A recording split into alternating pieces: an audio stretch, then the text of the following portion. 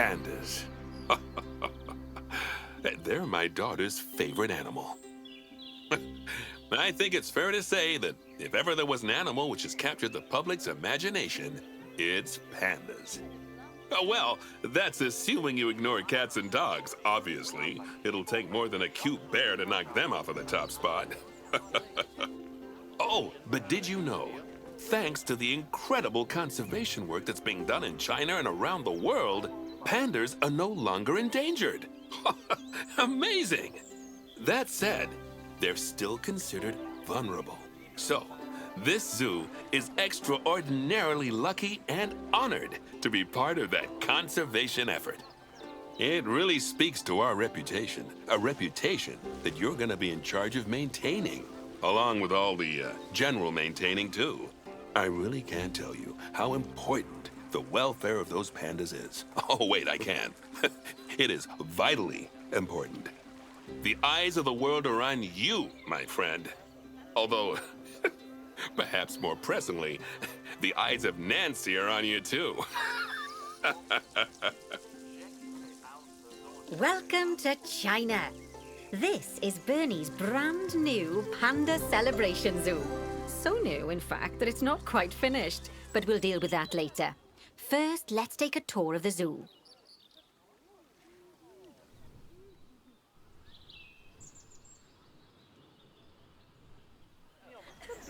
Obviously, the giant pandas are the main attraction for this zoo, and luckily for us, we have one which was born just a few days ago. Let's go and have a look at it. Go on, don't be shy. Select the panda cub. And click on the camera to enter animal camera mode. Oh, doesn't it just warm the cockles of your heart? So cute! Did you know that giant pandas, or Ailuropoda melanaluca for being formal, are the only entirely herbivorous bears? They can actually eat up to 38 kilos of bamboo a day. Not that surprising, given that they'll spend up to 14 hours a day chomping away. I don't imagine this little fluff ball has that kind of appetite yet, though. Oh no.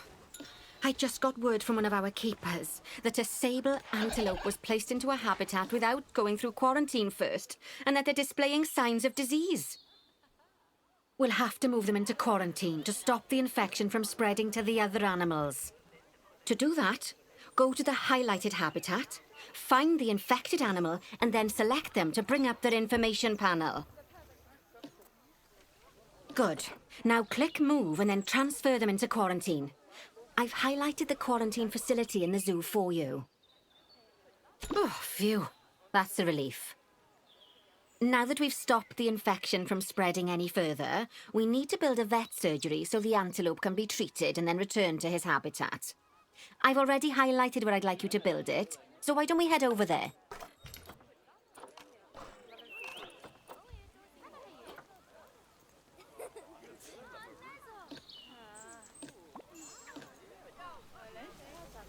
In order to build the vet surgery, click on Facilities, Staff Facilities, and then Vet Surgeries.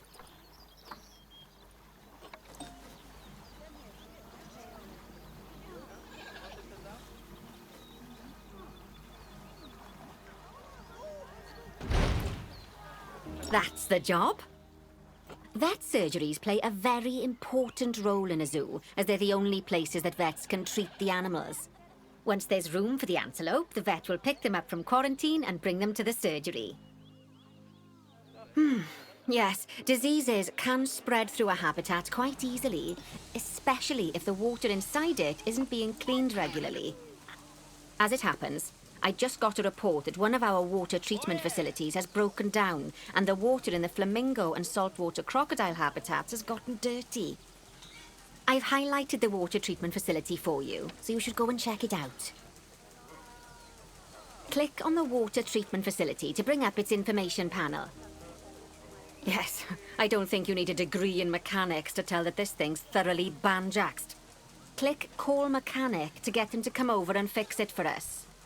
So, just to explain, water treatment facilities work in a similar manner to power sources, in that they have a radius of influence around them.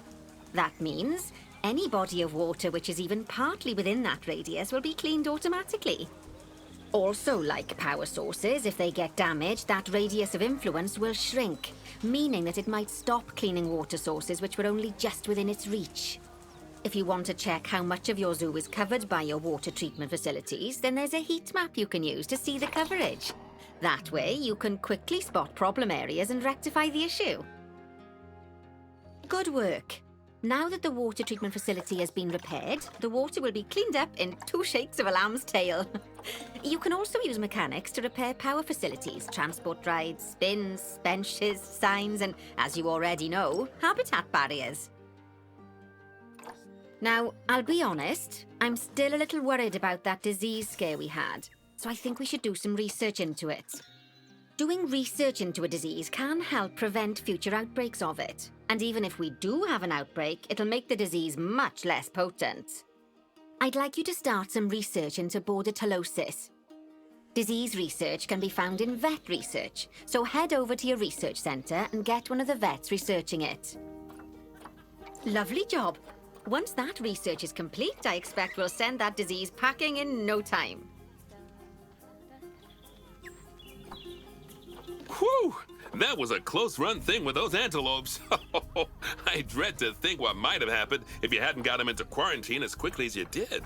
Fast thinking there. We had a horrible outbreak of viral gastroenteritis here at Goodwin House. Although, luckily, that was just limited to me and my wife. Right. Now that we've got all our urgent tasks in hand, we can start to focus on the guests and improving their time in the park. You see, you can also do research into new and improved guest facilities, transport rides, as well as new types of barrier and other things via the workshop. I've highlighted the workshop for you, so head over there, select it, and then click on View Workshop. Great stuff! That research will take a little while, so let's have a look at something else in the meantime. Because we've had some good news! It turns out that we're allowed to adopt more giant pandas. The authorities have given us 3 females to help with our breeding program. Even so, I'm sure you know how notoriously difficult it is to get pandas to breed, so we'll have to be patient. Our current giant panda habitat is full to the brim, but luckily we've already got another habitat ready to go. But before we move our new pandas in, they'll need to go through quarantine. Of course, we can't do that until we've accepted them. So open up animal trading and go into the animal reward section.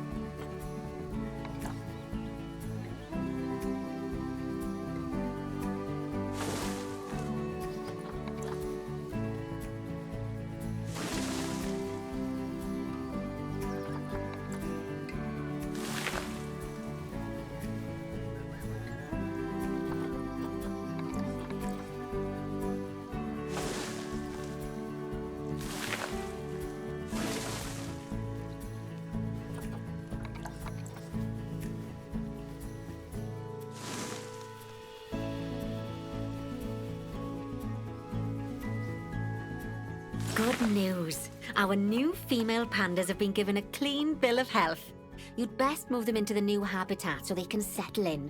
And I hope you've made their habitat as comfy as possible, because animals will only breed if they're happy.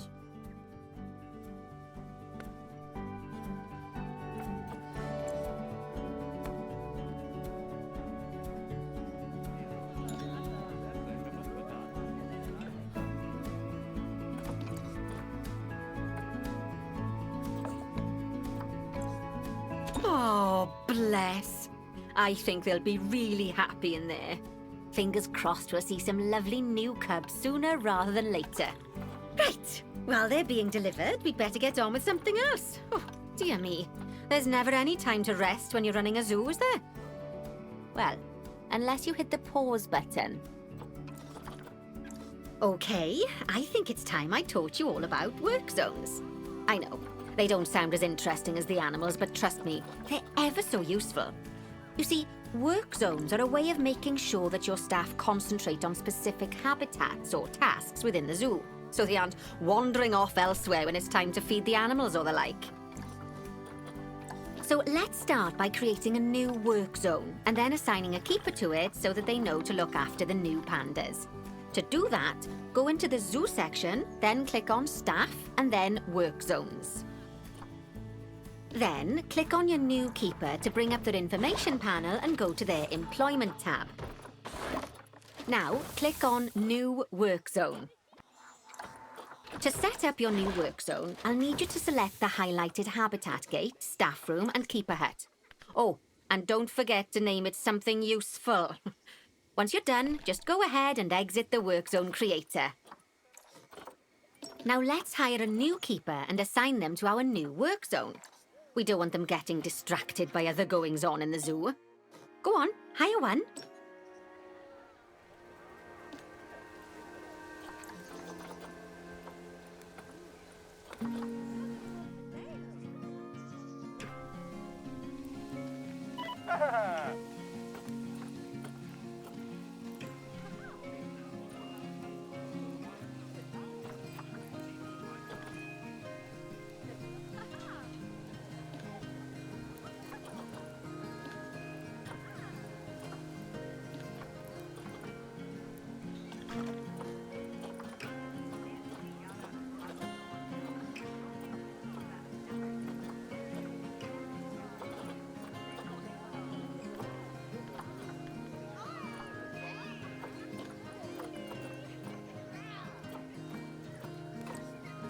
There you go.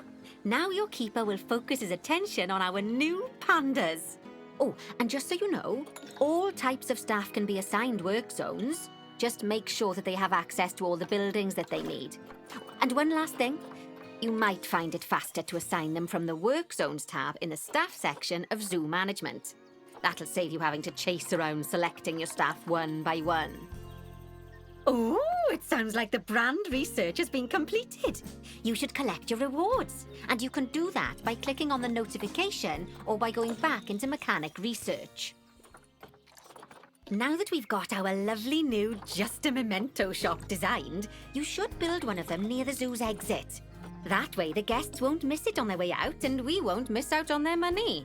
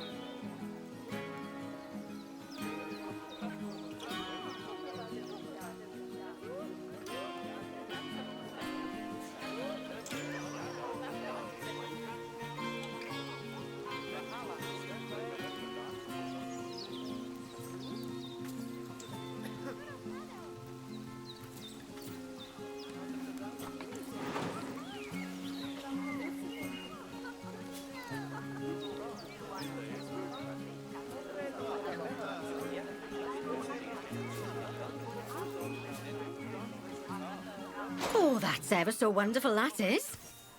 Anyway, I'm just off for a moment, but I'm sure I'll have some more jobs for you to look at shortly. Aw, those pandas look just adorable. I can see why people keep foolishly forgetting that they're wild bears. And good work on that new gift shop branding. Just a memento.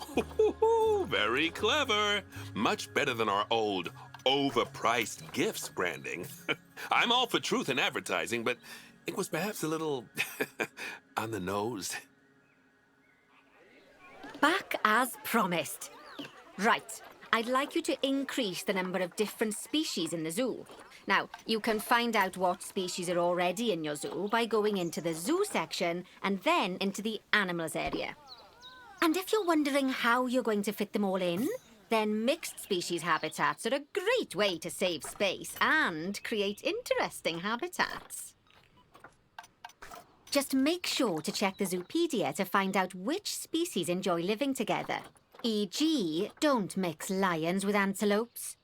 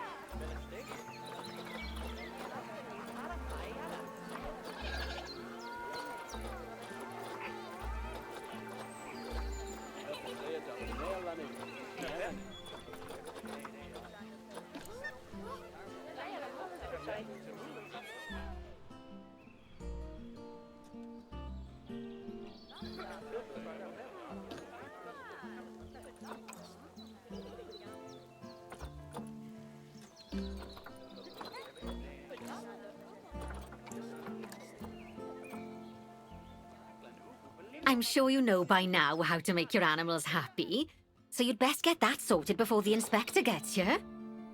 Sorry, did I not mention there was an inspector coming? Oh dear.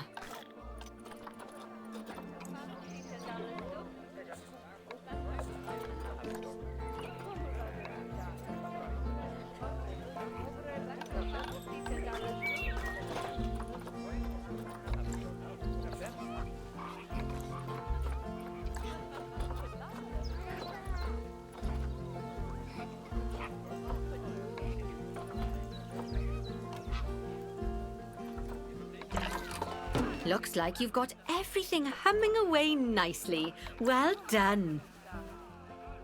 Oh, well, it seems that with our new pandas and other species, we've attracted lots and lots of new guests. Let's work on making sure those guests are kept happy. That means making sure they have great views of the animals, lots of places to buy food and drink, and, well, lots of places to get rid of food and drink. Toilets. You should think carefully about where to put your guest facilities, though. For instance, don't put all of the food shops in the same place. Just look at how the guests are distributed around the park and put your facilities where they'll be needed the most. As long as you remember to pay attention to what the guests are thinking, you'll soon have a handle on what everyone wants.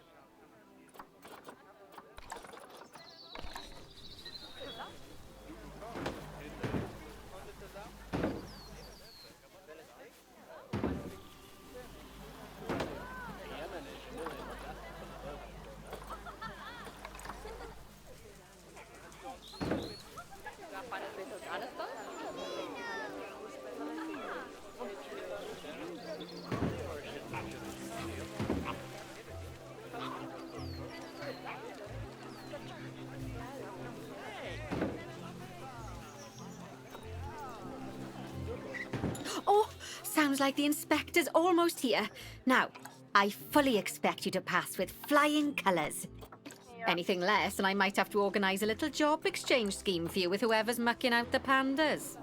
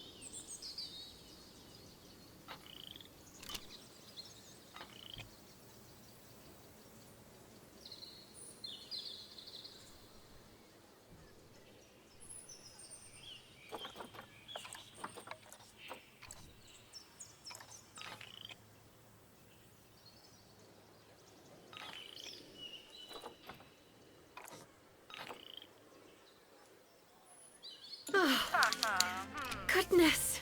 You know, I really can't believe just how much you've come on during our time together.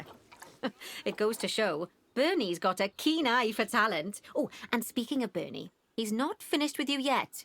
He's got a new job for you in Canada. I get the feeling that you'd best pack a warm coat. Oh, listen, it's been wonderful getting to know you, and I'm sure we'll meet again. But in the meantime, good luck.